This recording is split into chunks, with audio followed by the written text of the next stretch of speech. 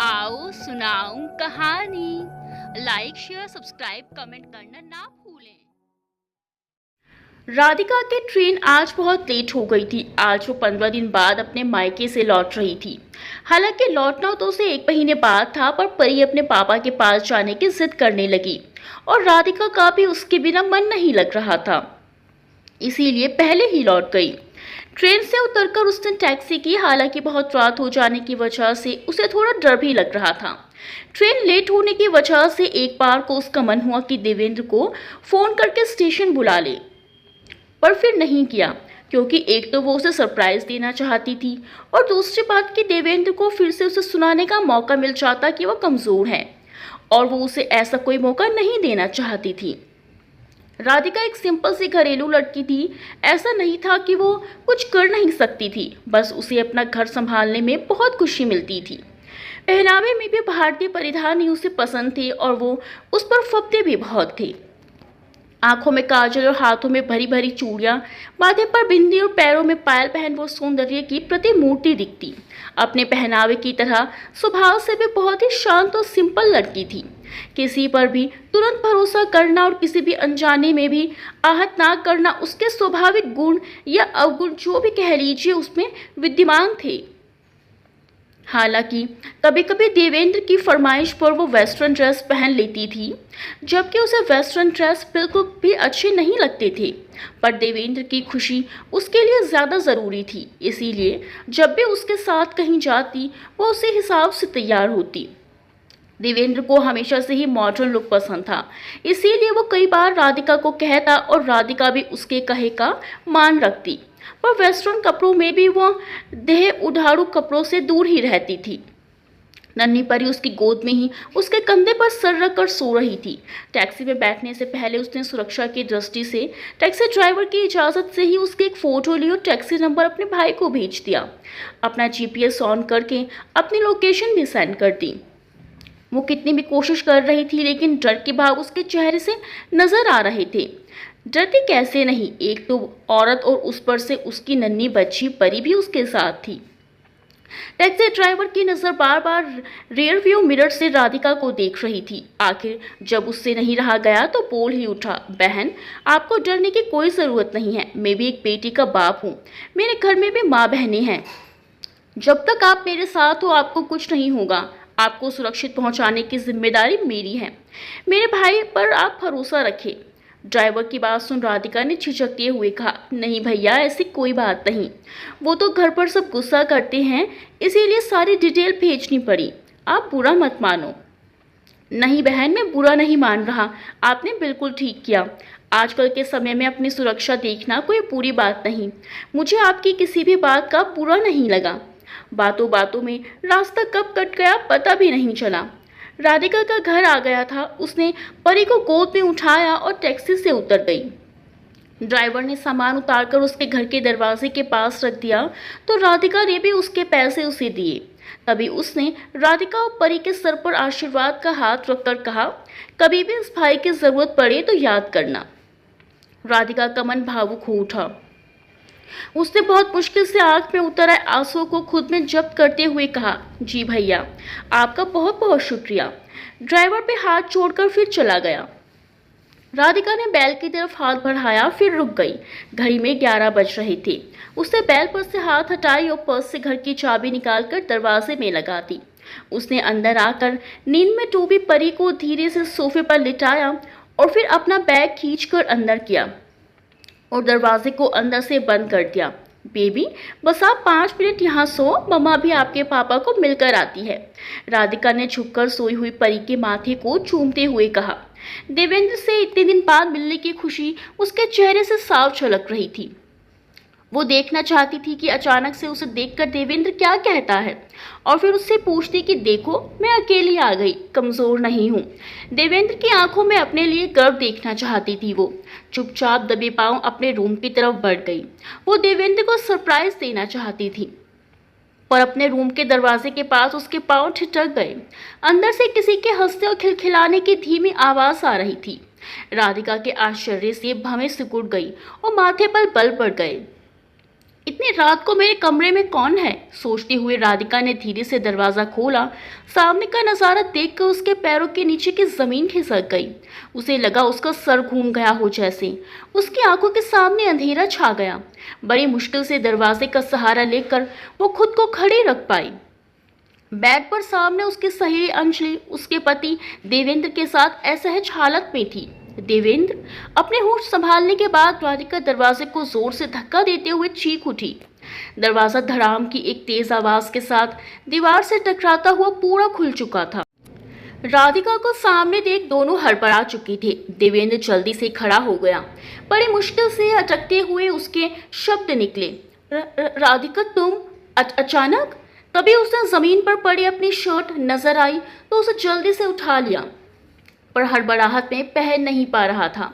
अंजलि भी भौचक्की रह गई और फटी आंखों से राधिका को देखे जा रही थी, जैसे भूत देख लिया हो। राधिका दोनों हाथ से ताली बजाती हुई देवेंद्र और अंजलि को देखे जा रही थी। वो धीरे धीरे चलती हुई अंजलि के पास पहुंच चुकी थी।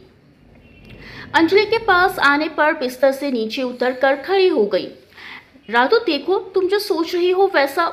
एक जोरदार थप्पड़ से अंजलि के बाकी के शब्द उसके मुंह में ही रह गए थे और राधिका को उसके सामने गुस्से से लाल आंखें लिए देख रही थी। उसके मुंह से एक शब्द भी नहीं निकल रहे थे, बस आंखों के रास्ते गुस्सा बहकर बाहर आ रहा था।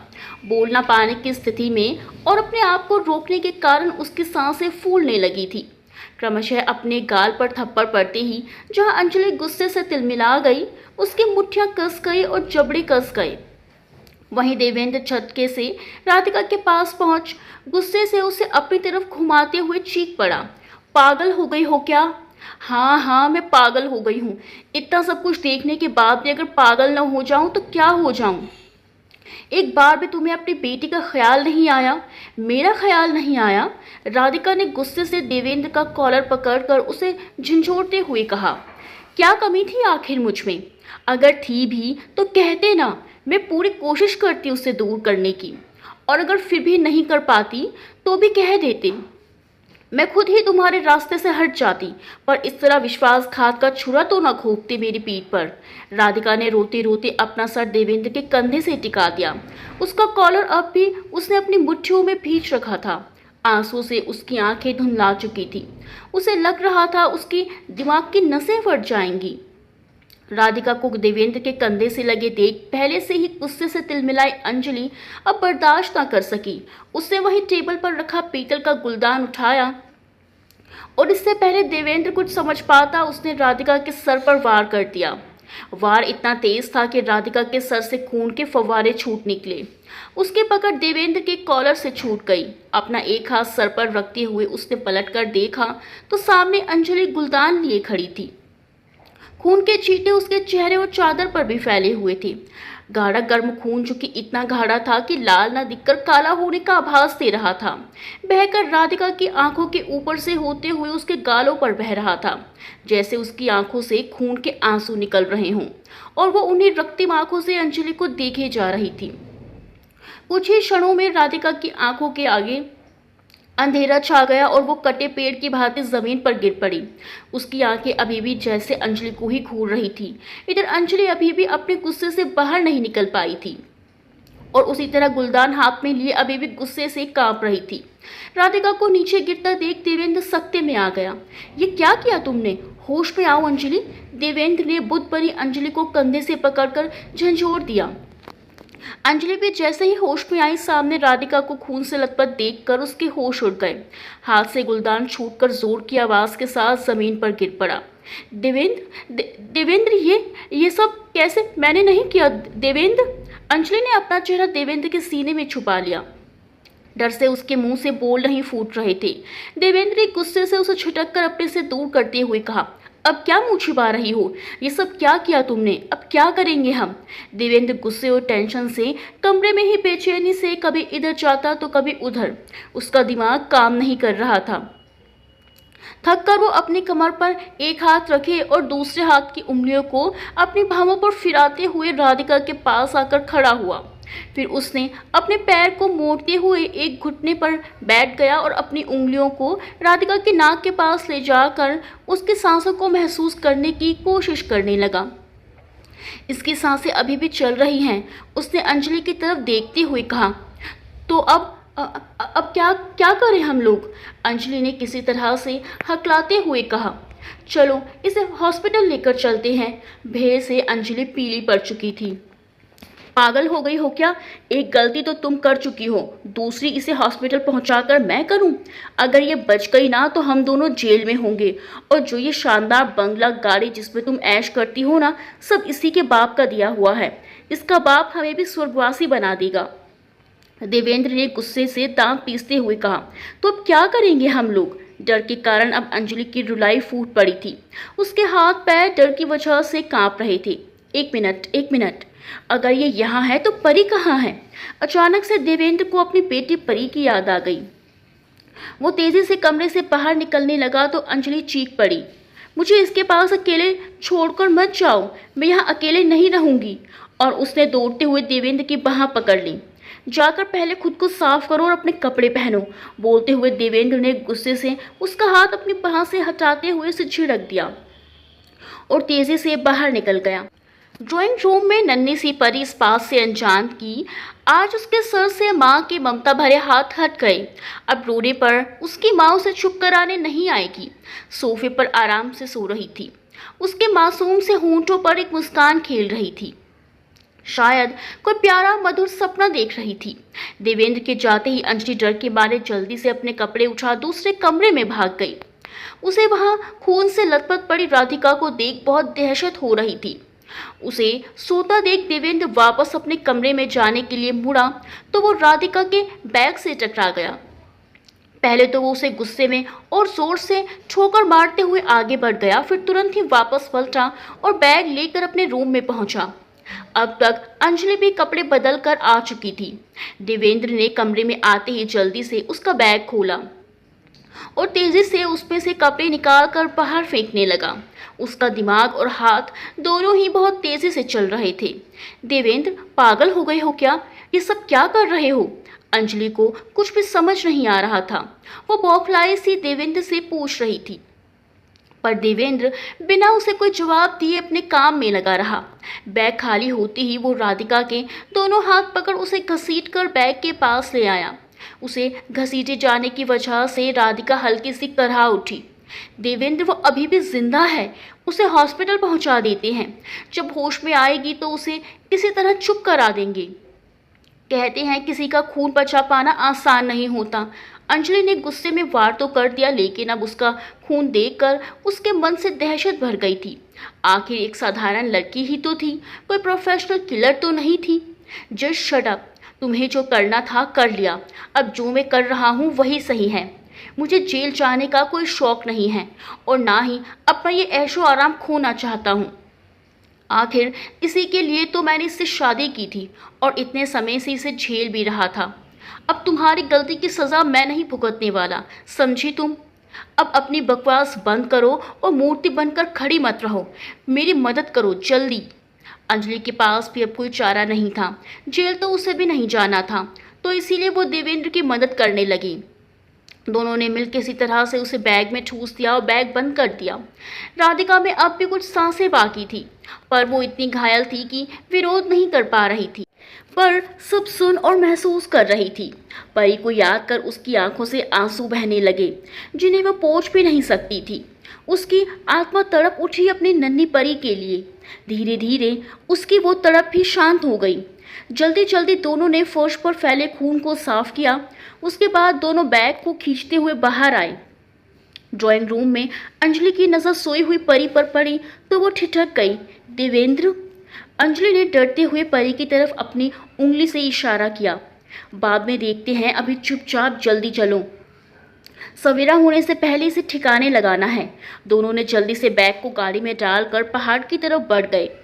पहाड़ पर से उन लोगों ने बैग को नीचे फेंक दिया और सुबह होने से पहले ही घर वापस आ गए। दोनों आकर सोफे पर निढाल होकर गिर पड़े। अभी दोनों ने चैन की सांस भी नहीं ली थी कि परी जाग गई। मम्मा, मम्मा, मम्मा। परी के रोने की आवाज़ से दोनों हड़बड़ा गए। सुनो, जल्दी से इसे चुप कराओ, बाहर किसी को भी इसकी आवाज़ नहीं जानी चाहिए। देवेंद्र ने परी को उठाकर अंजलि की गोद में डाल दिया। मैं चुप कराऊं?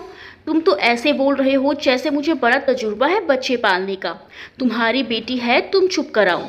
अंजलि ने चिढ़कर वापस से परी को देवेंद्र की गोद में पटक दिया। इस उठा पटक में परी का रोना और बढ़ गया तो देवेंद्र ने जल्दी से उठते हुए उसे चुप कराने की कोशिश की। मुझे लगता है इसे भूख लगी है, तुम जल्दी से इसके लिए दूध तो बना सकती हो। देवेंद्र अब चिढ़ चुका था। उसका गुस्सा और चिढ़ देखकर अंजलि चुपचाप किचन की तरफ बढ़ गई। रे मम्मा सुन लो, सुनाता हूँ तुमको एक कहानी, रूठो ना तुम मेरी गुड़ियों की रानी। रे मम्मा। नन्ही परी ये गाना सुनकर चुप हो गई और खिलखिलाने लगी थी, क्योंकि राधिका परी को सुलाने के वक्त यही गाना गुनगुनाती थी। शुक्र है समय पर याद आ गया कि राधिका यही करती थी इसे सुलाने के लिए। पर इसे रोज कैसे संभालूंगा, और जब सब पूछेंगे राधिका के लिए तो क्या जवाब दूंगा। देवेंद्र के माथे पर चिंता की लकीरें उभर आई। किसी तरह से दोनों ने मिलकर परी को चुप कराया और उसे दूध पिलाकर दोबारा सुला दिया और खुद भी वही सोफे के पीछे टेक लगाकर अपना सिर भी टिका दिया कि तभी अचानक से देवेंद्र का फोन चिल्ला उठा और उसके बजने के साथ ही डरकर अंजलि की भी चीख निकल गई। पागल हो गई हो क्या? चीख क्यों रही हो? फोन बज रहा है। बड़ी मुश्किल से तो इसे शैतान को सुलाया है, अब तुम इसे चीख कर फिर से मत उठा दो। देवेंद्र ने अपनी हथेली से अंजलि का मुंह तेजी से बंद करते हुए कहा। फोन पर राधिका के भाई अजित का नाम फ्लैश हो रहा था। अजित का नाम देखते ही देवेंद्र के माथे पर पसीने की बूंदें चूचुहा आई। वो फोन लेकर तेजी से अपने कमरे में गया और खुद को संयत करते हुए फोन उठा लिया। हेलो, देवेंद्र ने अपनी आवाज को संयत करते हुए धीरे से कहा। जीजा जी कैसे हैं आप? सॉरी जीजा जी, आपको इतनी सुबह डिस्टर्ब कर दिया, पर वो दीदी ने वहां पहुंचकर फोन भी नहीं किया। माँ बहुत चिंता कर रही थी। रात तो किसी तरह समझा लिया था माँ को, पर अब नहीं मान रही थी। दीदी और परी ठीक से पहुंच गए ना? कब से दीदी का फ़ोन ट्राई कर रहा हूँ, लेकिन स्विच ऑफ आ रहा है। अजित ने एक सांस में ही सारी बातें बोल दी। दरअसल इस तरह सुबह सुबह उसे फ़ोन करना अच्छा नहीं लग रहा था, पर बहन की चिंता और माँ के बार बार जिद करने की वजह से उसे करना पड़ा। अजित द्वारा राधिका के फ़ोन की चर्चा करने पर अब देवेंद्र और चिंतित हो उठा था, क्योंकि अभी तक उसका ध्यान इस तरफ गया ही नहीं था कि राधिका का सारा सामान यहीं पड़ा हुआ था और उसे समझ नहीं आ रहा था कि वो अजीत से क्या कहे। वो तेज़ी से उन सब सामानों के बीच राधिका का फ़ोन ढूंढने लगा, पर उसे फ़ोन नज़र नहीं आ रहा था। हेलो जीजा जी। हेलो, आप सुन रहे हैं ना? दीदी ठीक से पहुंच गई? देवेंद्र को चुप देख अजीत ने पूछा। हाँ, वो ठीक से पहुंच गई। अभी वो बाथरूम में है। हाँ, अभी वो बाथरूम में है। मैं बोल दूंगा उसको, बात कर लेगी। हड़बड़ाहट में देवेंद्र किसी तरह अटकते हुए झूठ बोल दिया। क्या बात है जीजा जी, तबीयत ठीक तो है ना आपकी? आप हकला क्यों रहे हैं? अजीत देवेंद्र के हड़बड़ाहट और परेशानी को भांपते हुए पूछ बैठा। मैं कहाँ हकला रहा हूँ? वो भी नींद में ही था ना, तो अचानक से फ़ोन की घंटी से हड़बड़ा गया। ओह अच्छा, सॉरी जीजा जी, बस वो जानना था कि दीदी और परी ठीक से पहुँच गई या नहीं। आप सो जाइए, दीदी को बोल दीजिएगा, बाद में बात कर लेंगी। ओके, बोल दूंगा। बोलते हुए देवेंद्र ने झट से फ़ोन काट दिया। उधर अजीत को देवेंद्र का व्यवहार कुछ तो अटपटा लगा। न हाय, न हेलो, न हाल, न चाल, कुछ भी नहीं पूछा जीजा जी ने, पर अपने वन का महम समझकर अपनी गर्दन झटक दी उसने। इधर देवेंद्र जल्दी जल्दी राधिका का सामान एक बैग में भरने लगा। किसका फ़ोन था देवेंद्र, और ये सब क्या कर रहे हो तुम? बोलो ना, इतने परेशान क्यों हो? अंजलि भी अब तक रूम में आ चुकी थी और देवेंद्र को हैरान परेशान सा देखकर पूछ बैठी। तुम्हें नहीं मालूम क्यों परेशान हूँ? अब खड़ी क्या हो, मदद करो मेरी। नहीं, तुम एक काम करो, उसका मोबाइल ढूंढो। जाओ जल्दी करो, देवेंद्र ने उसके बेतुके सवाल से खींच कर कहा। कल से देवेंद्र का बार बार उसे झिड़कना अंजलि को बहुत अच्छा नहीं लग रहा था, पर अभी दोनों ही जब गुनाह में शामिल थे तो ना चाहते हुए भी उसे बर्दाश्त करना ही पड़ रहा था।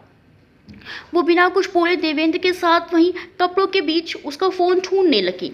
अरे कमक्लू औरत, यहाँ तो मैं ढूंढ ही रहा हूँ, तुम कहीं और जाकर ढूंढो, देवेंद्र ने चिढ़ते हुए उससे कहा तो अंजलि बोली, कल से देख रही हूँ तुम इस तरह से मुझसे बात नहीं कर सकती। ना मैं तुम्हारी बीवी हूँ और ना ही मुझे राधिका समझने की भूल करना। पाँव पटकती हुई अंजलि वहां से चली गई और जाकर धम से सोफे पर बैठ गई। उसने पास पड़ा कुशन और सामान गुस्से से नीचे फेंक दिया। एक बार को तो गुस्से की वजह से उसका ध्यान नहीं गया, फिर अचानक से उसकी आंखें फैल गईं। सामने राधिका का पर्स पड़ा हुआ था। उसने झट से उसे उठाया और टटोलने लगी। पर्स के अंदर ही उसे मोबाइल और राधिका का क्रेडिट कार्ड मिल गया। उसने जल्दी से कार्ड को अपने पास छुपाया और मोबाइल लेकर भागती हुई देवेंद्र के पास पहुंच गई। देवेंद्र, देखो, मिल गया मोबाइल। उसने मोबाइल देवेंद्र की तरफ बढ़ा दिया। देवेंद्र ने भी झटके से मोबाइल उसके हाथ से लेकर उसे देखने लगा, पर वो ऑफ था। देवेंद्र ने उसे जल्दी से ऑन किया। अजीत के काफ़ी सारे मिस्ड कॉल पड़े हुए थे। थोड़ी देर बाद सोचने के बाद देवेंद्र उस पर फटाफट से कुछ टाइप करने लगा और फिर जल्दी से उसे अपने फ़ोन में सेंड कर राधिका का फ़ोन फिर से ऑफ कर दिया। देवेंद्र के शातिर दिमाग ने खुद को बचाने का कोई तो प्लान बना लिया था। इन सब चीज़ों में बहुत देर हो चुकी थी। उसने घड़ी देखी तो सुबह के 10 बज चुके थे। देवेंद्र जल्दी से तैयार होकर राधिका का सारा सामान लेकर ऑफिस के लिए निकल गया और जाते जाते अंजलि को परी का ध्यान रखने के लिए बोल गया। ऑफिस के रास्ते में ही उसने एक सुनसान जगह देखकर वहां बह रहे गंदे नाले में राधिका का सारा सामान फेंक दिया। जाने से पहले अपने आसपास देखकर उसने तसल्ली भी कर ली कि कोई उसे देख तो नहीं रहा और फिर बड़े इत्मीनान से अपने ऑफिस पहुंचकर अपने काम में लग गया, जैसे कि कुछ हुआ ही नहीं हो। हालांकि काम तो बस दिखावे के लिए कर रहा था, उसका दिमाग तेजी से खुद को बचाने का प्लान बना रहा था। इधर घर में अंजलि परी को संभालने में परेशान हो चुकी थी। परी कभी भूख से तो कभी माँ को ढूंढते हुए बस रोए जा रही थी। रात भर जागने और बाकी की भागा दौड़ी के कारण अंजलि बुरी तरह थक चुकी थी। वो सोना चाहती थी पर परी के कारण सो नहीं पा रही थी। चिढ़कर उसने जैसे ही परी को चुप कराने के लिए गोद में उठाया, परी ने उस पर पॉटी कर दी। एक दिन पहले का पहना हुआ डायपर भी अब उसे संभाल ना सका और उसने भी सब बाहर उगल दिया। अंजलि के कपड़े पीले रंग से रंग गए। बदबू से अंजलि के बिगड़े चेहरे को देख परी मुस्कुराने लगी, जैसे कह रही हो, मैंने अपनी माँ के साथ तुम्हारे किए का बदला ले लिया, तुम इसी लायक हो। घिन और बदबू की वजह से अंजलि को उबकाई आ गई और उसके बर्दाश्त से बाहर हो गया। उस पर से मासूम परी का मुस्कुराना उसके गुस्से को और भड़का गया, तो उसने गुस्से में नन्ही सी परी के गाल पर अपनी 5 उंगलियां छाप दी और उसे सोफे पर पटक दिया। परी बिलक बिलक कर रोने लगी। अंजलि गुस्से से बाथरूम की तरफ बढ़ी, तभी उसे लगा कि किसी ने उसे जोर का धक्का दिया और वो मुंह के बल गिरी। चोट लगने की वजह से उसकी नाक से खून बहने लगा। अंजलि ने जल्दी से पलटकर पीछे देखा तो उसे कोई भी नजर नहीं आया। डर से अंजलि की हालत खराब हो गई। कौन है? किसने धक्का दिया मुझे? बड़ी मुश्किल से उसके हलक से आवाज़ निकली, पर जवाब नहीं मिला। उसे पूरे घर में बस परी के रोने की आवाज़ गूंज रही थी। बहुत देर तक वो उसी तरह बैठी डरी सहमी नजरों से इधर उधर देखती रही, पर कोई भी नज़र नहीं आया। तो उसने खुद से ही कहा, तू ज़्यादा सोच रही है अंजू, कोई भी तो नहीं है यहाँ तेरे सिवा। देवेंद्र भी तो कब का चला गया। लगता है नींद पूरी नहीं होने का असर है। मेरा पैर इस चेयर पे फंस गया था। हाँ, यही हुआ होगा। हाँ। अंजलि खुद को तसल्ली देती उठकर बाथरूम की तरफ बढ़ गई। उफ, कितनी चोट लगी। उसने आईने में देखते हुए डेटॉल से अपनी चोट को साफ करते हुए कहा।